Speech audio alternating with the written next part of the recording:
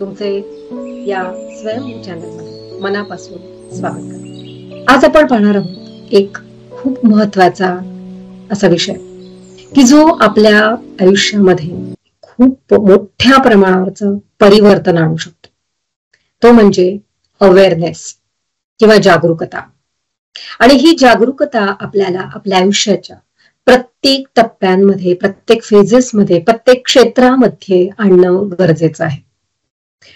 आता हे अवेअरनेस मध्ये राहणं म्हणजे काय आहे, कसं आहे, ते कसं अंगीकारायचं, हीच चर्चा आजच्या या व्हिडिओमध्ये आपण पाहणार आहोत. चला तर मग आपण ह्या विषयाला सुरुवात करूया एका प्रेझेंटेशन मध्ये. अवेअरनेस म्हणजे काय, जागरूकता आणि जागेपणा याच्यात काय फरक आहे. एखादी व्यक्ती जेव्हा झोपलेली असते तेव्हा आपण त्याला म्हणतो की अरे जागी हो, जागा हो, जागृत हो. पण हे जाग होणं म्हणजे काय असतं आणि ते कशासाठी आणि का जागं व्हायचं ते पाहूया. मेडिटेशनच्या काही स्टेजेस आहेत. From meditation comes enlightenment, from enlightenment comes awareness, and from awareness comes life zest.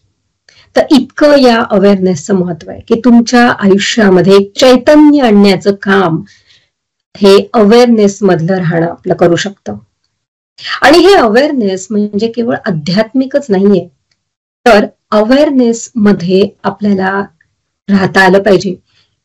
कसं, तर सेल्फ अवेअरनेस आपला आहे, एन्व्हायरमेंटल अवेअरनेस, सोशल अवेअरनेस. तर या सगळ्या क्षेत्रांमध्ये आपल्याला अवेअर राहता आलं पाहिजे, तरच आपण आपल्या आयुष्यामध्ये यशस्वी होऊ शकतो.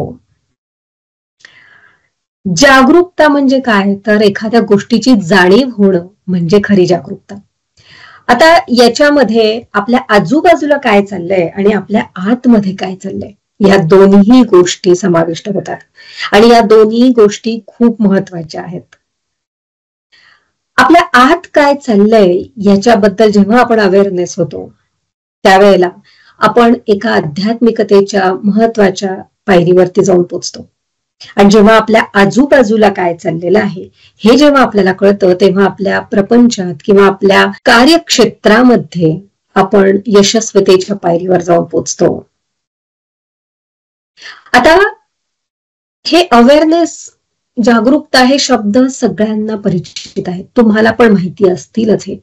तर आता हे कसं आपण प्रॅक्टिस मध्ये आणायचं, कसं त्याचं आचरण करायचं, या काही छोट्या छोट्या गोष्टी, त्या टिप्स आपण पाहूयात. पहिलं म्हणजे तर माइंडफुल मेडिटेशन.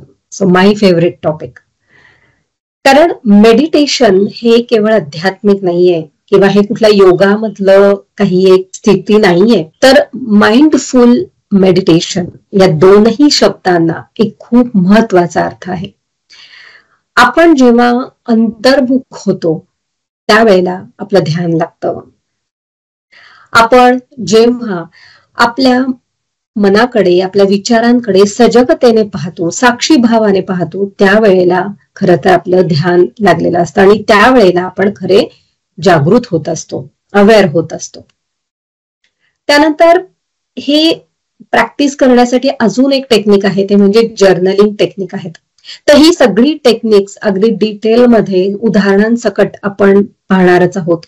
तर ही कुठली कुठली टेक्निक्स आहेत, तर जर्नलिंग एक आहे, नेचर कनेक्शन, निसर्गामध्ये जाणं, निसर्गाशी जवळीक करणं हा एक आहे प्रकार, माइंडफुल मुवमेंट याच्यामध्ये आल्या, माइंडफुल लिव्हिंग आहे, इनर वर्क जे खूप इम्पॉर्टंट आहे, कारण आत जे आहे तेच बाहेर येत असतं, सेवाभाव हा सुद्धा यासाठी खूप गरजेचा आहे. आणि सायलन्स मध्ये राहणं, एकांत, स्वतःची कंपनी स्वतःला आवडणं. एक जो एकांत आपण म्हणतो तो म्हणजे कुणापासून दूर पळणं नाहीये, तर एकांत म्हणजे आपण स्वतःशीच मैत्री करणं, स्वतःला जाणून घेणं, सेल्फ डिस्कव्हरी म्हणजे खरं तर मौन आणि एकांत आहे. आता ही सगळी लिस्ट आपण पाहिली, यातल्या काही गोष्टी तुम्हाला माहिती असतील, तुम्ही फॉलोही ऑलरेडी करत असाल, पण आपण गोष्टींना आपल्या आचरणात कसं आणता येईल, आपल्या सगळ्या डेली रुटीन मध्ये कसं आणि कुठे आपण ते फिट करू शकू हे पाहूया. तर जसं आपण आधीच मगाशी पाहिलं की माइंडफुलनेस ध्यान हा जो प्रकार आहे, तर यामध्ये काय की आपण आपल्या श्वासावरती लक्ष द्यायचंय. असं म्हटलं जातं की आपल्या श्वासाद्वारेच आपण या युनिव्हर्सशी कनेक्ट होत असतो. आणि जर अवेअरनेस मध्ये आपण आपला श्वास घेत असू तर या युनिव्हर्समध्ये जी काही ऊर्जा आहे, जी काही रहस्य, जी काही शक्ती आहे ती आपण सहजतेने प्राप्त करून घेऊ शकतो. त्यामुळे अगदी सोपी गोष्ट म्हणजे काय हे माइंडफुल मेडिटेशनची, तर आपल्या श्वासावरती लक्ष ठेवणं, डोळे मिटणं आणि येणाऱ्या जाणाऱ्या श्वासावरती लक्ष ठेवणं हा झाला माइंडफुलनेस मेडिटेशनचा प्रकार. यामध्ये सध्या अनेक प्रकार अवेलेबल आहेत. आपल्याला यावरती इंटरनेटवरती अनेक क्लिप्स मिळतात, अनेक व्हिडिओज, अनेक मेडिटेशन्स, गायडेड मेडिटेशन्स, अशा अनेक गोष्टी उपलब्ध आहेत. या सगळ्याचा योग्यरित्या वापर आपण करू शकतो. या आपल्या चॅनलवरती आपण माइंडफुल मेडिटेशनच्या अनेक गायडेड क्लिप्स पण शेअर करणार आहोत. त्यांचा सुद्धा तुम्ही जरूर वापर करू शकता. आजच्याच या व्हिडिओमध्ये एंडला आपण एक प्रॅक्टिकल घेणार आहोत की माइंडफुल मेडिटेशन अगदी छोटंसं थोडक्यात कसं करायचं ते आपण पाहणार आहोत. तेव्हा हा व्हिडिओ शेवटपर्यंत पहा. त्यानंतर माइंडफुल मेडिटेशन मध्ये अजून एक खूप चांगला प्रकार आहे, तो म्हणजे बॉडी स्कॅन. कारण बिगिनर्स लेवलला बऱ्याचदा असं होतं की श्वासावरती लक्ष केंद्रित नाही येत करता, अगदी एका जागी 10 मिनिटं सुद्धा डोळे मिटून बसणं अवघड असतं. मग अशा वेळेला एक सोपी पद्धती म्हणजे काय, तर बॉडी स्कॅन. म्हणजे आपण डोळे मिटून आपल्या शरीराला ऑब्झर्व करायचं, एक एक बॉडी पार्टला. जसं की आपण आपल्या तळपायांपासून जर सुरुवात केली तर आपला तळपाय आणि आपल्याला कसा तिथं काय फिलिंग्स आहेत सध्या हे बघायचं आणि त्याला मनातल्या मनातच आपण कमांड द्यायची की just relax, everything is fine, just relax. मग तळपायांपासून आपण आपल्या अँकल्स कडे आपल्या येऊ शकतो, त्यांना आपण सांगू शकतो की जस्ट रिलॅक्स. त्यानंतर आपण आपले पाय, पोटऱ्या यांना आदेश देऊ शकतो की रिलॅक्स व्हा. मग गुडघे, मांड्या, असं करत करत करत आपण आपल्या डोक्यापर्यंत हा बॉडी स्कॅन करत येऊ शकतो. आणि प्रत्येक वेळेला ज्या अवयवाकडे आपण डोळे मिटून पाहत आहोत त्याला फील करत आहोत, त्याचा अनुभव घेत आहोत, तिथे आपलं मनातून लक्ष जिथे ज्या बॉडी पार्टला नेत आहोत त्याला आपण मनातूनच आदेश देतोय की just relax, everything is fine, all is well. जी काही वाक्य तुम्हाला आवडतात, म्हणावीशी वाटतात, जी तुम्हाला सूट होतात, ती छोटीशी वाक्य इथे म्हणत म्हणत आपण आपल्या पूर्ण शरीराला स्कॅन करू शकतो डोळे मिटून आणि रिलॅक्स करू शकतो. हा सुद्धा एक खूप सुंदर प्रकार आहे की ज्यामध्ये आपण अवेअरनेस मध्ये येतो आणि आपण आपल्या मेडिटेटिव्ह स्टेटमध्ये सहजपणे जाऊ शकतो. आणि माइंडफुलनेस मेडिटेशन मध्ये या ध्यानाच्या प्रकारामध्ये अजून एक प्रकार येतो, तो म्हणजे आपल्या विचारांचं निरीक्षण. सतत जे विचार करत असतो तर ती शृंखला आपल्या मनामध्ये चालू असते आणि मग एकामागोमाग एक हे कसे विचार चालू असतात. आणि मग आपण यामध्ये काही असं टेक्निक्स वापरू शकतो की अशा वेळेला आपल्याला खूप ओव्हर थिंकिंग झालंय, डोकं दुखायला लागलंय, किंवा आता असं वाटतं की अरे मला काही सुचतच नाहीये. कधीतरी आपल्याला एखाद्या गोष्टीवरती कॉन्सन्ट्रेट करायचं असतं आणि त्यावेळेला अशी स्थिती होती की अरे मी काहीच विचार करू शकत नाही, आता माझं डोकं एकदम बधीर झालंय. किंवा आपण कम्प्युटरच्या भाषेत म्हणतो तसं आपण म्हणतो की अरे मी हँग झालोय आता. तर अशी जेव्हा स्थिती येते तर त्यावेळेला पटकन आपण आपल्याला रिस्टार्ट कसं करायचं, रिबूट कशी करायची आपली सिस्टम, तर अशा वेळेला हे विचार निरीक्षण खूप मदत करतं आपल्याला. तर यामध्ये काय करायचं, तर आपलं डोळे मिटायचे आणि आपल्या मनात कोणते विचार येत आहेत त्याकडे फक्त साक्षी भावाने पाहायचं. यामध्ये अजून थोडं व्हेरिएशन हवं असेल तर आपण असं करू शकतो की आपण इमॅजिन करू शकतो की काही बॉक्सेस आहेत, मग त्यांना लेबलिंग आपण करू शकतो की हे माझे ऑफिसचे विचार आहेत, हे माझे घरातले विचार आहेत, घरकामाचे किंवा घरासंबंधी, फॅमिली संदर्भात, किंवा हे विचार माझ्या सोशल लाईफ रिलेटेड आहेत, माझे मित्रमैत्रिणी वगैरे यांच्याविषयी आहेत. किंवा अजून काही विचार आहेत की जे काही प्लॅनिंग रिलेटेड आहेत की अरे मला हे काम करायचंय, मग हे कसं करू, मग हे काल कसं झालं होतं, उद्या कसं होईल. तर असं काही आपण कॅटेगरीज देऊ शकतो, किंवा अशाही काही कॅटेगरीज देऊ शकतो की एक बॉक्स आहे तो पास्टचा आहे, एक प्रेझेंटचा आहे आणि एक फ्युचरचा आहे. आणि मग त्यानुसार आपण आपल्या विचारांचं वर्गीकरण करू शकतो. एखादा विचार मनात आला की लगेच आपण त्या बॉक्समध्ये मनातल्या मनात टाकायचंय. तर अशा प्रकारे हे विचारांचं निरीक्षण करतानाच आपल्याला जाणीव होईल की आपण जागृत होत चाललोय, आणि थोड्याच वेळामध्ये जाणीव होईल आपल्याला की हे जे विचार चक्र अगदी जोर जोरात आपलं फिरत असतं ते स्टॉप होतं, आणि मग शांततेचा अनुभव आपल्याला यायला लागतो. तर ही विचार निरीक्षणाची पद्धती सुद्धा आपल्याला जशी आवडेल तशी आपण करू शकतो. तर हे कॅटेगरायझेशन, हे लेबलिंग विचारांचं आपल्या पद्धतीनुसार आपण करूयात. जसं आता आपण जे एक्झाम्पल्स पाहिले तसे आपण आपल्यासाठी कॅटेगरीज ठरवून ठेवू शकतो. आधीच विचार करून ठेवायचा आणि मग डोळे मिटून आपल्या या विचारांकडे आपण निरीक्षण करत राहायचं. त्यानंतर येतो प्रकार तो म्हणजे जर्नलिंगचा प्रकार. तर रोज रात्री झोपताना किंवा सकाळी उठताना आपण आपलं एक ग्रॅटिट्यूड जर्नल बनवू शकतो, की ज्यामध्ये आपण ज्या गोष्टींसाठी कृतज्ञ आहोत त्या गोष्टी आपण लिहून काढायच्या, की काही चांगलं झालं की लिहून काढायचं. बऱ्याचदा आपल्याला लक्षात येतं की आपल्या आयुष्यात आपला फोकस आपल्याला न आवडणाऱ्या किंवा न मिळालेल्या गोष्टींकडेच जास्त जातो, आणि मग त्याच गोष्टी आपण जास्तीत जास्त अट्रॅक्ट करत राहतो. तर आता ही गोष्ट जी आहे लॉ ऑफ अट्रॅक्शनची, आपल्या विचारांची, पॉझिटिव्हिटीची, ही आपण आपल्या येणाऱ्या काही व्हिडिओजमध्ये सविस्तरपणे पाहणारच आहोत. पण आता आपण फोकस यावरती करूयात की जर्नलिंग हा सुद्धा एक खूप छान प्रकार आहे की ज्यामध्ये आपण जागृततेमध्ये येतो, अवेअरनेसमध्ये येतो.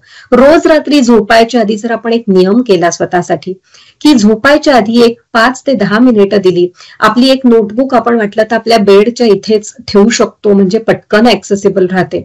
मग त्यामध्ये आपण आज दिवसभरामध्ये आपल्या बाबत काय काय चांगल्या गोष्टी घडल्या त्या जर पटकन लिहून काढल्या, त्याच्यासाठी thank you universe, love you universe म्हटलं की आपल्याला एक फ्री झाल्यासारखं वाटतं, एक रिलीज झाल्यासारखं वाटतं, आणि नंतर मग आपण शांतपणे झोपू शकतो. आज दिवसभरामध्ये काय झालं, कितीतरी छोट्या छोट्या गोष्टी असतात बघा, की आज मला चांगलं अन्न मिळालं, मला जेवण मिळालं, मी जेवू शकले, मला पाणी मिळालं, माझं अन्न, वस्त्र, निवारा या मूलभूत गरजा तर सगळ्या झालेल्याच आहेत पूर्ण.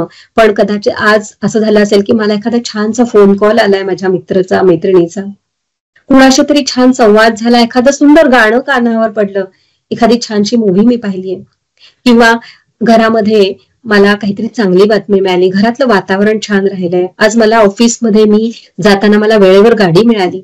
अनेक अनेक अनेक गोष्टी अशा प्रकारे आपण शोधून काढू शकतो. जेव्हा आपला फोकस आपल्या आयुष्यात काय चांगलं घडलं आज दिवसभरात त्याच्याकडे जातो, तेव्हा त्या गोष्टी ऑटोमॅटिकली मल्टिप्लाय व्हायला लागतात. त्यामुळे हे जर्नलिंगचं टेक्निक खूप सुंदर आहे.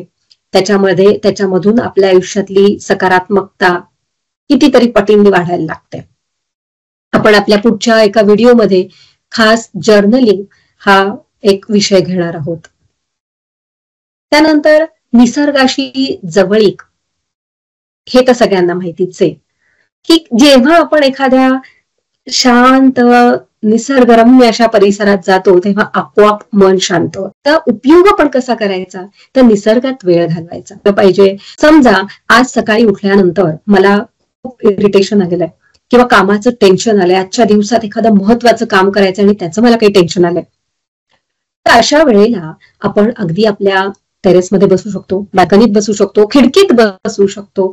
बाहेर जे काही दृश्य दिसतंय, झाडं असतील किंवा आणखीन काही बाहेरचं दृश्य असेल, फुलं असतील, यांच्याकडे आपण पाहू शकतो, आणि त्यांच्याकडे पाहताना आपल्याला एक शांतता मनामध्ये येत चालली असं लक्षात येतं. आणि ह्या सगळ्या निसर्गाकडे पाहताना जर मनात आपण भाव आणले की माझं काम चांगलं होतंय, माझी क्षमता वाढत चाललेली आहे आणि माझ्या सगळ्या जबाबदाऱ्या पूर्ण होत आहेत, टेन्शन घेण्याचं, भीती करण्याचं काही कामच नाहीये, माझी पात्रता आहे म्हणूनच सगळी कामं माझ्याकडे आलेली आहेत, असा जर काही छोटासा विचार मनात आणला आणि मग त्या निसर्गाकडे पाहिलं तर असं वाटतं की तो निसर्ग आपल्याला आशीर्वाद देतोय की येस तथास्तु. अशा प्रकारे या निसर्गाशी जवळीक वाढवणं फार महत्वाचं आहे. बागेत जाणं, आपल्या घराजवळ काही एखादं लॉन असेल तर त्या लॉन वरती अनवाणी पायांनी चालणं, हे सुद्धा खूप सुंदर टेक्निक आहे. जेव्हा आपल्याला काही डोकं अशांत झालेलं असतं, काही महत्वाच्या गोष्टींना आपल्याला फेस करायचं असतं, ताणतणाव असतात, त्यावेळेला तर ही गोष्ट जरूर जरूर करावीच. अशा वेळेला चार भिंतींमध्ये उगाच आपल्याला डांबून घेण्यापेक्षा नेचरमध्ये जावं, वॉक करावा, अनवाणी पायांनी चालावं. जसा आपला मातीशी संपर्क येतो तसं ऑटोमॅटिकली आपल्यातलं टेन्शन रिलीज होऊन या धरती मातेमध्ये सामावलं जातं, ग्राउंडिंग होतं आपलं, आपली ऊर्जा लगेच वाढते, आपले व्हायब्रेशन्स रेज होतात आणि मग आपल्याला सगळ्या गोष्टींचं सोल्युशन ऑटोमॅटिकली मिळायला लागतं, की जे खरं तर आपल्याच मध्ये असतं. आणि म्हणून तर आपण म्हणतो की आपण स्वयंभू आहोत, फक्त त्या स्वयंभूला आपल्याला ऍक्टिव्हेट करायचं आहे. त्यामुळे निसर्गाशी जवळीक साधणं हे गरजेचं आहे आणि त्याच्यासाठी छोट्या छोट्या गोष्टी बघायच्या आहेत. जे नाहीये त्याच्याशी नाही रडत बसायचं.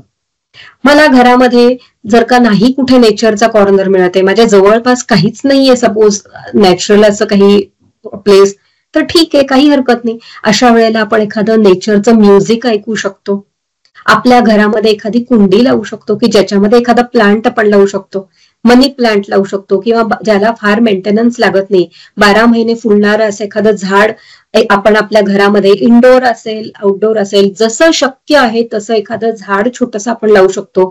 रोज त्या झाडाशी आपण बोलू शकतो. जेव्हा निसर्गाशी जवळीक करायची आणि आपल्याला बाहेर जायला वेळ नाहीये, अशा वेळेला आपण अशा या आपल्या घरातल्या आपल्या ग्रीन फ्रेंड बरोबर बातचीत करू शकतो. अशा अनेक उपाय आहेत. फक्त गरज काय आहे, त्या जागरूकतेमध्ये येण्याची, अवेअरनेसमध्ये राहण्याची. जे काही छोटं छोटं आपल्या आवाक्यामध्ये आहे ते करत राहण्याची, ना की मोठ्या मोठ्या गोष्टींचा विचार करून त्या आपल्याकडे कशा नाही येत म्हणून रडत बसायचं. ह्यामुळे आपण आणखीनच जास्त अडकत जातो. त्याच्यामुळे गरज कशाची आहे, तर ह्या सगळ्या गोष्टींना जसं जमेल तसं अगदी लगेच लगेच लगेच आपल्या आयुष्यात अंतर्भूत करण्याची. त्यानंतर माइंडफुल मुवमेंट तर सगळ्यांनाच माहिती आहे. योग, शारीरिक मुद्रा, मुद्रा सुद्धा अनेक मुद्रांचे प्रकार आहेत, योगाचे अनेक प्रकार आहेत.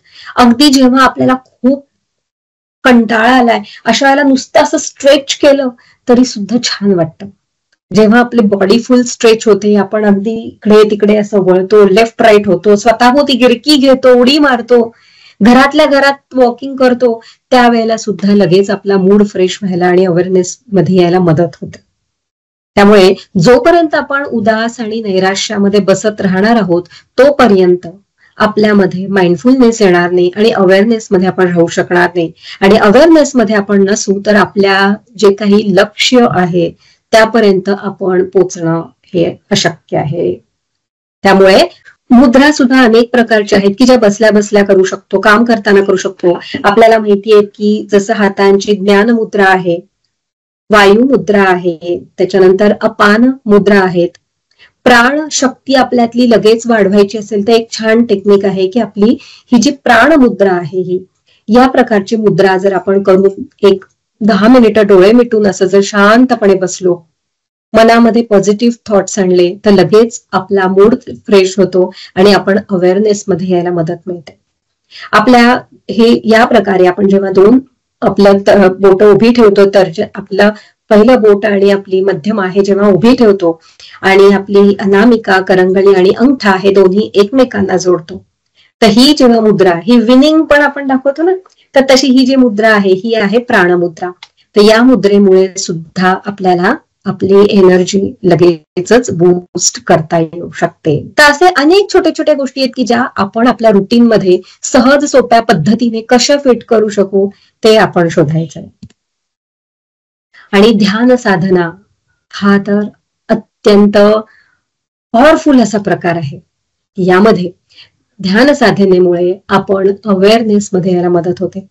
अवेअरनेस हा सर्व प्रकारचा, सर्व पातळींवरचा अवेअरनेस आपल्यामध्ये यायला सुरुवात होते आणि त्याचे पडसाद आपल्याला सगळीकडे दिसतात. आपलं प्रोफेशनल करिअर आपलं चांगलं होतं, आपलं हेल्थ जे आपलं क्षेत्र आहे ते चांगलं होतं. म्हणजे लाईफचे जे 4 क्षेत्र आहेत आपल्या आयुष्यातले की हेल्थ आहे, रिलेशनशिप्स आहेत, करिअर आहे आणि मनी आहे. तर या चारही क्षेत्रांमध्ये या ध्यान साधनेमुळे किंवा त्या अवेअरनेसमुळे आपल्याला यश प्राप्त होतं. प्रार्थना करणं सुद्धा खूप सुंदर आहे. याच्यामध्ये आपल्याला प्रार्थनेवरती अनेक पुस्तकं सुद्धा लिहिलेली आहेत. जसं की अगदी सायंटिफिक माहिती आपल्याला जेव्हा हवी आहे या प्रार्थनेविषयी, तेव्हा डॉक्टर जोसेफ मर्फी यांनी अनेक पुस्तकं लिहिलेली आहेत की ज्याच्यामध्ये त्यांनी पॉझिटिव्हिटी कशी आपल्या आयुष्यात आणायची, छोट्या छोट्या प्रार्थना कशा आपल्यासाठी बनवायच्या, त्या कशा म्हणायच्या, कधी म्हणायच्या, याचं विवेचन केलेलं आहे. तर आपल्या येणाऱ्या बुक रिव्ह्यूच्या सेशन्समध्ये सुद्धा आपण अशी काही चांगली पुस्तकं अंतर्भूत करणार आहोत की ज्यांच्या वापरामुळे की त्यांच्या अवलंबनामुळे आपल्याला खूप फायदा आपल्या आयुष्यात होऊ शकतो. आता आपल्या धर्मामध्ये अनेक पवित्र असे ग्रंथ आहेत, त्यांचं वाचन केल्याने सुद्धा आपल्याला एक अवेअरनेस मध्ये यायला मदत होते. म्हणजे काय, तर जसं की भगवद्गीता हा तर सर्वमान्य ग्रंथ आहे. त्यातला एक श्लोक जरी आपण वाचायला घेतला तरी आपल्याला शांती मिळते, मार्ग मिळतो. हा तर अनेक जणांचा अनुभव आहे की ज्ञानेश्वरी असेल, भगवद्गीता असेल, दासबोध असेल, गुरुचरित्र असेल, असे जे धर्मग्रंथ आहेत, तर या धर्मग्रंथांमध्ये एक पवित्र अशी ऊर्जा आहे, त्याच्यामध्ये ज्ञान आहे आणि हिडन असं सेक्रेड नॉलेज त्यामध्ये लपलेलं आहे.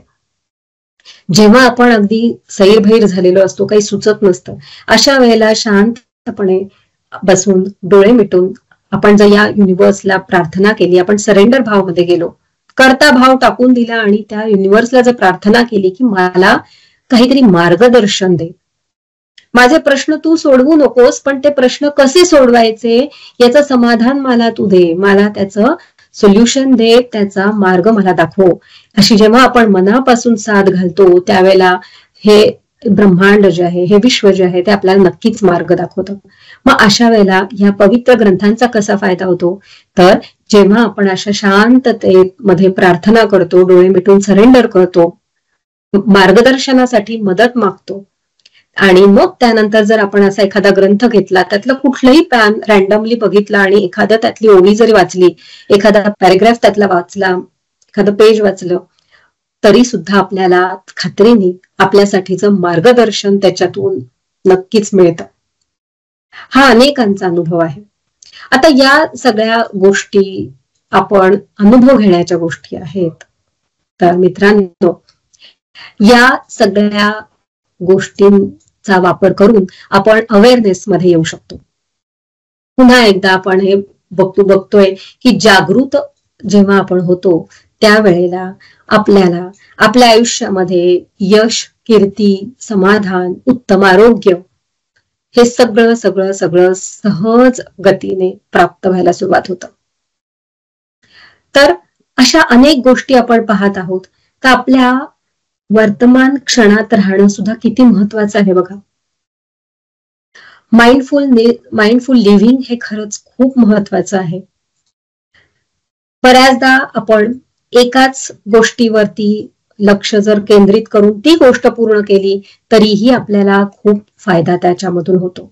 त्यामुळे वर्तमानात राहणं, सारखं सारखं पास्टचा विचार करणं, सारखं सारखं फ्युचरचा विचार करणं, काळजी करणं, चिंता करणं, नकारात्मक गोष्टींना आठवत राहणं, हे सगळं सोडून देऊन जर करंट मोमेंट मध्ये जगायला शिकलो तर ती एक उच्च कोटीची साधना आहे.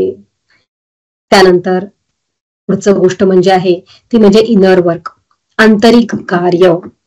आता आंतरिक कार्य म्हणजे काय आहे, तर आंतरिक कार्य म्हणजे आपल्याला इनर वर्क करता आलं पाहिजे, की आपल्याला आपल्याशी प्रामाणिक राहता आलं पाहिजे आणि आपल्याशी चांगला ओळख करून घेता आली पाहिजे की मी कोण आहे, माझे विचार नेहमी कुठल्या पातळीवरती जातात, माझा स्वभाव नक्की कुठल्या प्रकारचा आहे.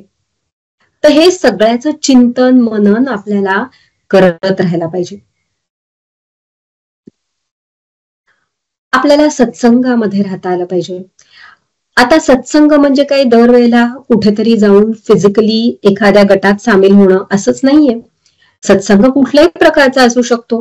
मग आपण एखाद्या आध्यात्मिक गटामध्ये एखाद्या ग्रुपशी जॉईन होऊ शकतो किंवा आपण एखाद्या युट्यूबच्या चॅनललाही सबस्क्राईब करू शकतो, त्याच्याद्वारे सत्संग होतो. आजकाल ऑनलाईन अनेक गोष्टी अवेलेबल आहेत की ज्याच्याद्वारे हा सत्संग आपल्याला घडू शकतो. मार्गदर्शन मिळवा हा जो प्रकार आहे, आता हे गुरु हे नेहमी आपल्या समोर फिजिकल रूपामध्येच येतील असं नाही. गुरु आपले हे कुठल्याही लेवलवरती असू शकतात, आपल्या मानसिक लेवलवरती सुद्धा असू शकतात की ज्यांच्याशी आपण कनेक्ट होतो. एखादं पुस्तक सुद्धा आपलं गुरु असू शकतं. त्यामुळे सत्संग याचा अर्थ खूप व्यापक आहे. सत्संग म्हणजे चांगल्या सज्जन लोकांचा संग म्हणजे सत्संग. मग तो ऑनलाईन, ऑफलाईन, पुस्तकांच्या स्वरूपात, कुठल्याही स्वरूपात होऊ शकतो. खरं तर या वातावरणामध्ये आपल्या घरामध्ये, आपल्या बाहेर, आपल्या ऑफिसमध्ये, आपल्या मित्रमैत्रिणींमध्ये सगळीकडे एक एक आपल्यासाठीचे गुरु आणि शिक्षक लपलेले असतात. फक्त आपल्याला स्टुडंट बनता आलं पाहिजे. आपल्याला आपल्यातला तो जो लर्निंग ऍटिट्यूड आहे तो नेहमी जागृत ठेवता आला पाहिजे आणि त्याद्वारे आपल्याला सतत ज्ञान प्राप्त करून घेता आलं पाहिजे. आणि त्यानंतरचा पार्ट येतो सत्संगाला म्हणजे सेवा आणि करुणा तर आलीच. तर जेव्हा आपण इतरांचा विचार करतो त्यावेळेला आपोआप आपलं नैराश्य आणि आपलं ओव्हर थिंकिंग कधी बाजूला पडतं तेही आपल्याला कळत नाही. त्यामुळे करुणा, दया, समता, बंधुता या उच्च प्रतीच्या ज्या भावना आहेत त्या जेव्हा आपल्यात जागृत होतात त्यावेळेला आपल्याला ह्या अवेअरनेस मध्ये राहायला मदत होते. आपण अवेअर मध्ये राहून सतत या जगाचा जेव्हा विचार करतो की अरे मी फक्त मी आणि माझं ह्याच्यापुरतं माझं जीवन नाहीये मर्यादित, तर माझं जीवन म्हणजे मी एक साधक आहे किंवा मी एक डिव्हाइन इन्स्ट्रुमेंट आहे. प्रत्येक क्षणी, प्रत्येक दिवशी मला इतरांसाठी काय करता येईल, what can I do for this universe, how can I serve this universe, हा प्रश्न जर आपण विचारत राहिला नेहमी स्वतःला आणि युनिवर्सला, तर त्यावेळेला आपल्याला जाणवतं की आपल्याला आपल्या क्षमता वाढवण्याचे, त्यानंतर आपल्याला आपले जे स्किल्स आहेत, टॅलेंट्स आहेत ते जगापुढे आणण्याचे, त्याचा वापर करून इतरांना आनंद देण्याचे अनेक मार्ग, सुसंधी उपलब्ध होत जातात. आणि शेवटचा हा पॉइंट आहे तो म्हणजे तर मौन आणि एकांत साधना. अंतर्मुख होणं हे एक जागरूकतेमध्ये, अवेअरनेस मध्ये येण्याचं सगळ्यात मोठं सूत्र आहे. तर अशा वेळेला आपण कशाचा उपयोग करू शकतो, तर काही रिट्रीट्स आपण जॉईन करू शकतो की ज्याच्यामध्ये काही कालावधीसाठी आपण मौन राहतो. समूहामध्ये आपण जाऊन जेव्हा असं काही सायलन्स आणि मौन साधना करतो त्यावेळेला आपोआप आपल्याला एक मोटिवेशन मिळतं आणि आपल्याकडून हे चांगलं फॉलो होतं. आणि हे जरी नसेल शक्य, रिट्रीट्सला जाणं वगैरे आपल्याला नसेलच जर शक्य, आपल्या वेळापत्रकात ते बसत नसेल किंवा आपल्याला नसतील माहिती की कुठे असे चांगले रिट्रीट्स आहेत, तर ठीक आहे, काहीच हरकत नाही. अशा वेळेला आपण आपल्या घरामध्येच काही काळ शांत राहण्याची प्रॅक्टिस करू शकतो. दररोज मौन आणि एकांतासाठी आपण आपला वेळ काढू शकतो आणि आपल्या आंतरिक स्वात्म्याशी आपण संपर्क साधू शकतो. तर या सगळ्या गोष्टी आपण जेव्हा आपल्या चरणात आणायला लागतो त्यावेळेला आपण म्हणू शकतो की आपण खऱ्या अर्थाने आपण अवेअरनेस मध्ये आलेलो आहोत. तर हे सगळे आता बरेच उपाय आपण या व्हिडिओमध्ये किंवा आता या प्रेझेंटेशन मध्ये पाहिले. याच्यामध्ये तुम्हाला जो कुठला पॉइंट आवडला असेल तो तुम्ही आत्मसात करू शकता. पण या सगळ्याचा उद्देश एकच आहे, तो म्हणजे अवेअरनेस मध्ये येणं. आपल्याला आपल्या आत काय चाललंय आणि बाहेर काय चाललेलं आहे याच्याशी ताळमेळ साधता आला पाहिजे. आणि कित्येकदा मित्रांनो सगळ्यात महत्वाची गोष्ट ही आहे की बाहेरचं जग म्हणजे आपल्यासाठी खरं तर एक आरसा आहे. आपल्याला वाटतं की अरे समोरचा काहीतरी मला बोलला आणि म्हणून मी दुःखी झाले, किंवा ही अमुक एक परिस्थिती आली आणि म्हणून मला त्रास झाला. मी तर काही कशामध्ये नसते, पण या गोष्टींमुळे मला त्रास होतो, या गोष्टींमुळे माझं सगळं काम बिनसतंय, हे आपण नेहमी बोलत राहतो. पण आता गरज कशाची आहे, तर गरज याची आहे की आपल्याला आतमध्ये बघायचंय, अंतर्मुख व्हायचंय. आणि अंतर्मुख जसं जसं आपण व्हायला लागू तसं तसं आपल्याला जाणवतं की हे जग म्हणजे एक रिफ्लेक्शन आहे. आत जे आहे तेच उसळी मारून बाहेर येत असतं. समोरच्या गोष्टींमध्ये अनेक ट्रिगर्स लपलेले आहेत की जे आपल्या भावनांना उद्दीपित करतात आणि त्यानुसार मग आपली ऍक्शन होते आणि मग ऍक्शन झाल्यानंतर त्याचे परिणाम तर आपल्याला भोगावेच लागतात, चांगले किंवा वाईट. तेव्हा आता ते सगळे आपल्या ऍक्शन्स सगळ्यात चांगल्या कशा होतील आणि त्याचं उत्तम आनंददायी असं फळ आपल्याला कसं मिळेल, हे आपण या अवेअरनेस मधल्या आपल्या आचरणामधून शिकलं पाहिजे. तेव्हा मी आशा करते की या आपल्या या आजच्या व्हिडिओमधून नक्कीच तुम्हाला काहीतरी महत्वाचे पॉइंटर्स तुमच्यासाठी मिळाले असतील. आपल्या येणाऱ्या व्हिडिओजमध्ये आपण या सगळ्या गोष्टींवरती आणखीन सविस्तर चर्चा करू, जसं की जर्नलिंग आहे, ग्रॅटिट्यूड आहे, लॉ ऑफ अट्रॅक्शन आहे, कसं हे सगळं वापरायचं. अनेक युट्यूब वरती व्हिडिओज याच्यावरती अवेलेबल आहे, भरपूर कंटेंट सध्या अवेलेबल आहे, ऑनलाईन आहे, ऑफलाईन आहे, पुस्तकं आहेत. पण या सगळ्याचं सार काय आणि या सगळ्यांचं इम्प्लिमेंटेशन आपल्या आयुष्यामध्ये कसं करायचं, अगदी साध्या साध्या गोष्टींमध्ये त्यांना कसं फिट करायचं, या सगळ्या चर्चा करण्याचाच उद्देश म्हणजे हा युट्यूब चॅनल आहे. त्यामुळे पाहत राहा. येणाऱ्या व्हिडिओज मध्ये आपण आणखीन अशा नवीन चांगल्या विषयांवरती चर्चा करूयात की ज्यामधून आपल्याला आपलं आयुष्य सुंदर कसं करायचं ते कळेल. आणि आधी जसं आपण म्हटलं होतं तसं आता अगदी 5 मिनिटाचं आपण एक माइंडफुलनेस मेडिटेशन कसं करायचं ते प्रॅक्टिकली बघू. ते करण्यासाठीच्या काही सूचना की त्यासाठी आपण डोळे मिटून आपल्या येणाऱ्या जाणाऱ्या श्वासांवरती लक्ष देणार आहोत आणि या 5 मिनिटं या स्थितीमध्ये आपण राहणार आहोत. हाताची बोटे एकमेकांमध्ये गुंफायची आहेत.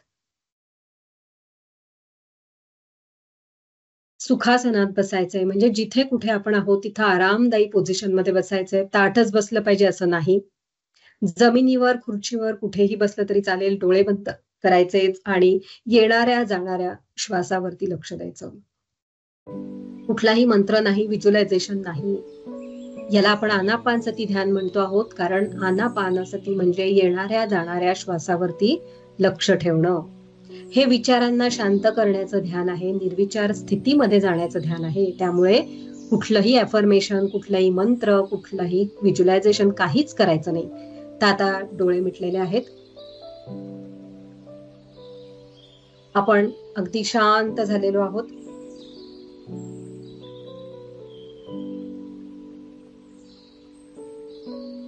आपल्या येणाऱ्या आणि जाणाऱ्या श्वासावरती आपण लक्ष ठेवून आहोत.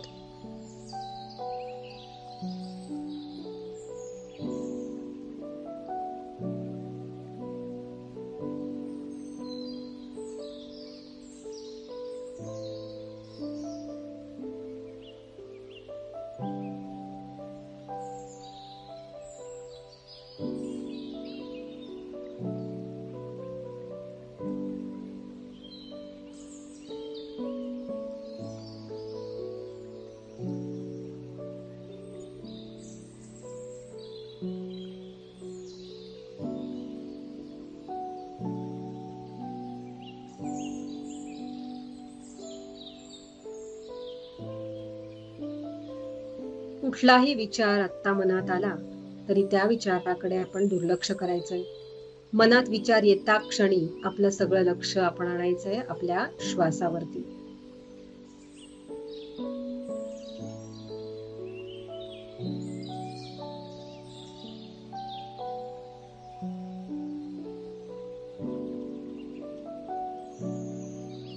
शांत होत चाललेलो आहोत आपण.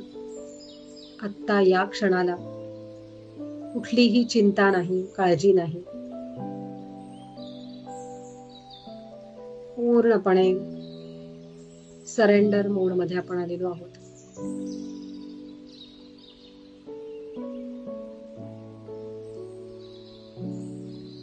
विचार येताच क्षणी मन आणायचंय आपल्या श्वासावरती. श्वास आत येतोय, बाहेर जातोय, याला फक्त ऑब्झर्व करायचं आहे.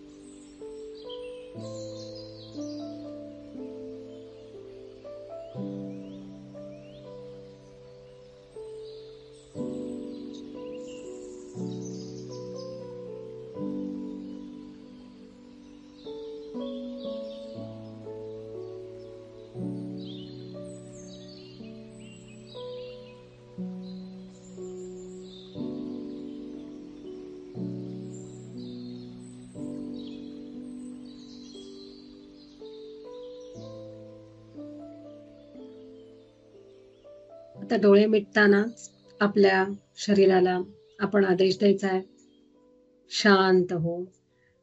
आपल्या मनाला आदेश द्यायचा आहे, शांत हो. आपल्या विचारांना आदेश द्यायचा आहे, शांत हो. आणि अनुभूती घ्यायची की आपल्या शरीरातील प्रत्येक अणुरेणू शांत झालेला आहे. कण अन कण आपला शांत झालेला आहे, रिलॅक्स झालेला आहे.